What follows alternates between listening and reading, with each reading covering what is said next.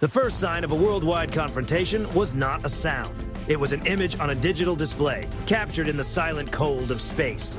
Far above the Zagros Mountains, the infrared sensors of an SBIRS satellite detected a burst of heat so intense it appeared like a white-hot wound on the surface of the Earth. An Iranian Khorramshahr-4 ballistic missile had just left its launch pad in a cold launch sequence, its liquid-fueled engine pushing against gravity as it began a frightening path toward the center of Europe. At the NATO Aegis Ashore site in Kurachik, Turkey, the mood inside the Combat Information Center changed from routine monitoring to full emergency in less than 4 seconds. A sharp red track cut across the tactical screens, marking a target already climbing at more than 5,000 miles per hour.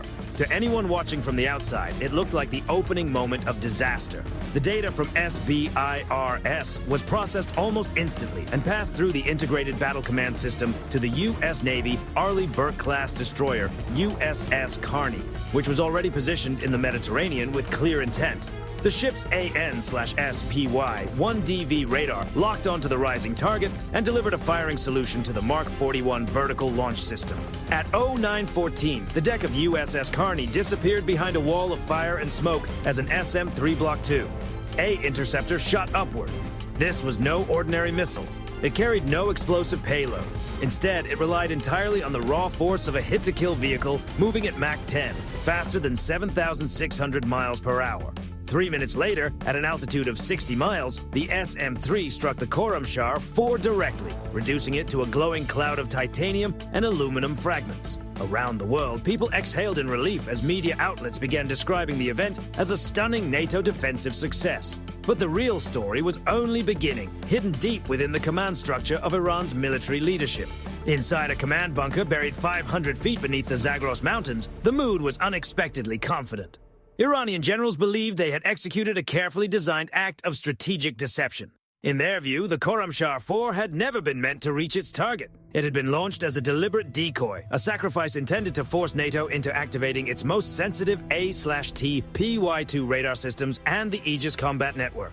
Iranian planners believed they had successfully captured the electronic signatures and response times of the Western Defense Shield. They were convinced they had forced the U.S. Navy to reveal its methods. More importantly, they believed the interception would draw American carrier strike groups closer to Iran's coastline, where thousands of concealed Zulfiqar-class anti-ship missiles and swarms of Shahed 136 drones were already positioned inside carefully prepared engagement zones. It was an ambitious strategy built on the principles of asymmetric warfare, but Iran's leadership had made one critical mistake. They believed they were the ones setting the trap. In reality, the U.S. Navy and U.S. Cyber Command had been preparing for this exact scenario for almost 8 months. Through a highly sophisticated operation known as Digital Shadow, American intelligence had deliberately allowed top-secret documents to reach Iranian military networks. Those documents suggested that SM-3 interceptors contained a specific software weakness that could only be exploited if a missile were launched from a very precise group of coordinates inside Isfahan province. Eager to take advantage of what they believed was a rare opening, Iranian commanders moved some of their most valuable mobile production and launch assets, including the Hajj Qasem and Khaybar-Shekan missile systems, out of heavily protected underground missile complexes and into a narrow geographic corridor known as the Needle. By launching the Khorramshahr from a different area, Iran believed it was taking advantage of that weakness.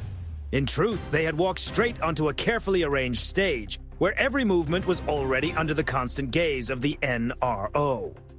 While the Iranian launch crews were still celebrating what they believed was a successful intelligence operation, a KH-11 Kenan reconnaissance satellite was passing directly above the Needle.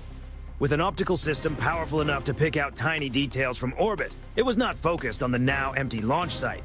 Instead, its infrared and multispectral sensors were fixed on the heat trails coming from underground ventilation systems and heavy lifting machinery located roughly 2 miles north of the pad. Those heat patterns revealed something far more important: the location of one of the IRGC's most closely guarded mobile production centers, a facility that had remained concealed for years. The information was immediately encrypted and transmitted to a U.S. Air Force E-11A-BACN aircraft orbiting over the Persian Gulf. That aircraft served as the battlefield's airborne interpreter, combining satellite imagery with live signals intelligence and delivering a complete real-time picture straight to the strike force. Exactly 15 minutes after the NATO interception over Turkey, the U.S. Navy launched a response that changed the balance of the region in an instant. About 200 miles off the Iranian coast, the surface of the sea suddenly broke apart as USS West Virginia, an Ohio-class submarine, began a rapid launch sequence. This was not a nuclear attack. It was a precisely planned conventional barrage. A dozen UGM-109 Tomahawk Block 5 cruise missiles burst through the water, their booster rockets driving them skyward before their compact turbofan engines took over. The Block 5 Tomahawk is more than a missile. It is essentially a flying computer worth around $2 million, equipped with advanced navigation and strike systems. These weapons do not simply fly toward fixed coordinates. They adapt, using terrain contour matching and hardened anti-jam GPS to weave along the contours of the Iranian coastline, slipping through valleys and staying low enough to reduce the chance of radar detection. While the Tomahawks were still closing in, USS Gerald R. Ford, the most powerful nuclear-powered aircraft carrier in the world, turned into the wind. Across its enormous flight deck, the EMALS catapult system surged with energy strong enough to power a small city. With a metallic roar and a sharp hiss in the air, 4 F-35C Lightning II stealth fighters were hurled into the sky.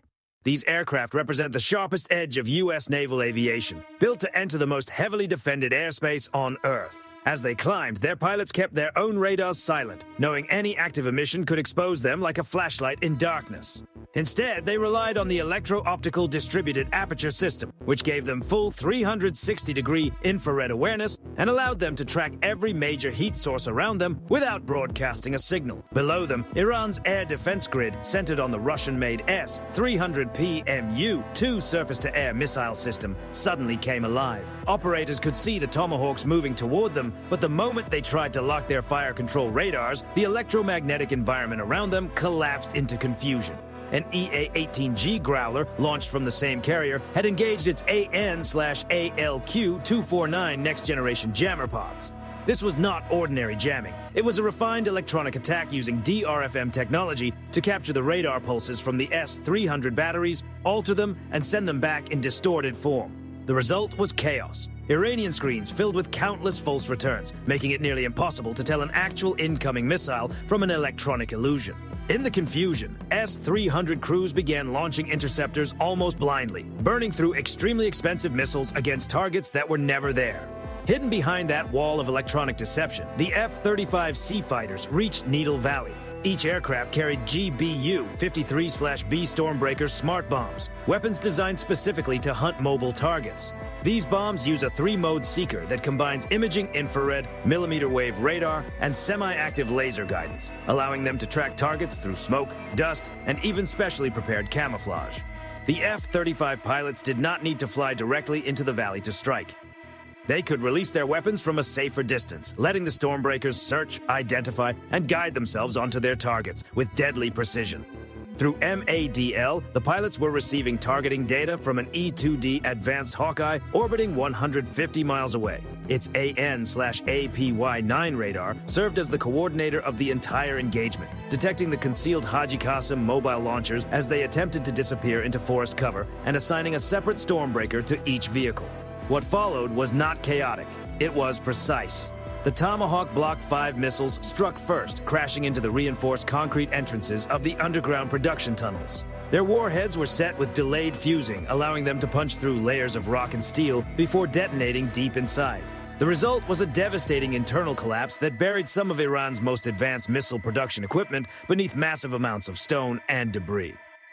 Seconds later, the Stormbreaker bombs began reaching the mobile convoys. There were no oversized cinematic fireballs, just tightly focused bursts of force and heat that left multi-million-dollar launch vehicles as twisted wreckage. In just 23 minutes, the central pillar of Iran's strategic deterrent, the network it had spent 2 decades and enormous resources concealing, was effectively taken out, all without American losses. At the center of this overwhelming success was the CEC architecture, a system that connects ships, aircraft, and satellites into what functions like a single combat nervous system. In earlier eras, the kill chain, the time between finding a target and striking it, could take minutes or even hours. In this operation, the U.S. Navy's integrated network compressed that process to mere seconds. It allowed a destroyer to launch using data from an F-35C or a submarine to refine targets using a KH-11 satellite feed. That level of coordination remains something few forces in the world can match. While Iranian commanders were trying to pass information through conventional radio channels, many of them already disrupted by growler jamming, American units were exchanging massive amounts of targeting data in real time over encrypted, jam-resistant links. The technological edge was decisive, but the human side of the operation mattered just as much. The tactical action officer aboard USS Carney and the F-35C pilots were performing at a level built through years of simulation, repetition, and live-fire training. These sailors and aviators form the core of a force that treats even the most demanding forms of modern warfare with disciplined precision. When the F-35Cs returned to USS Gerald R. Ford, they were supported by MQ-25 Stingray unmanned refueling aircraft, a newer capability that allows carrier-based fighters to remain airborne far longer than they could only a few years ago. That smooth integration of crewed and uncrewed systems offered a clear preview of where U.S. naval power is heading, and it was fully on display over the Needle. The strategic consequences of those 15 minutes were immediate. For years, the Iranian regime had presented its underground missile complexes as untouchable. Now it was forced to face a different reality. The U.S. Navy did not just know where those hidden assets were, it had demonstrated the ability to neutralize them whenever required. What Iran believed would become a decisive trap instead became a lesson in how a conflict can be lost before it truly begins. In trying to draw NATO into a vulnerable position, Iran ended up exposing its own weak points. The cost was the loss of its strategic missile production capacity and a major blow to its regional credibility. This was not about trading one strike for another. It reflected a newer model of warfare, one focused on removing an opponent's ability to continue the fight at all. As the smoke cleared and the U.S. Navy strike group returned to routine patrol patterns, the message was unmistakable. The NATO interception over Turkey showed that the defensive shield was ready. The American response showed that the offensive edge remained just as capable. It was a demonstration of the kill chain at its most refined, a reminder that in 21st century conflict, reliable information matters as much as raw firepower. The world watched a chain of coordination in which a satellite launched from California could support a submarine built in Virginia and help a pilot from Texas hit a target in Isfahan with almost no room for error. That day, the U.S. Navy did more than secure the Mediterranean. It reinforced the idea that large-scale aggression carries a clear and costly consequence. The events and tactical sequences described in this video are based on interpretations of existing military technology, publicly reported specifications of U.S., NATO, and Iranian systems, and recent geopolitical developments. Some parts present hypothetical scenarios designed to show how integrated warfare networks could function in a high-intensity environment. For any near-peer rival, the lesson is straightforward. Entering a technology-driven conflict against the force that helped define the modern battlefield is a serious gamble. If you challenge that global network, you are not confronting a single ship or one isolated aircraft. You are confronting the combined awareness, coordination, and reach of one of the most advanced military systems ever assembled. As those 15 minutes made clear, that system acts with speed, accuracy, and memory. The U.S. Navy once again set a standard for what global power looks like in practice. And for those watching from deep inside the Iranian bunkers, the silence after the strike may have delivered the clearest message of all. The era of measured symbolism had given way to a doctrine built on speed, precision, and overwhelming operational control.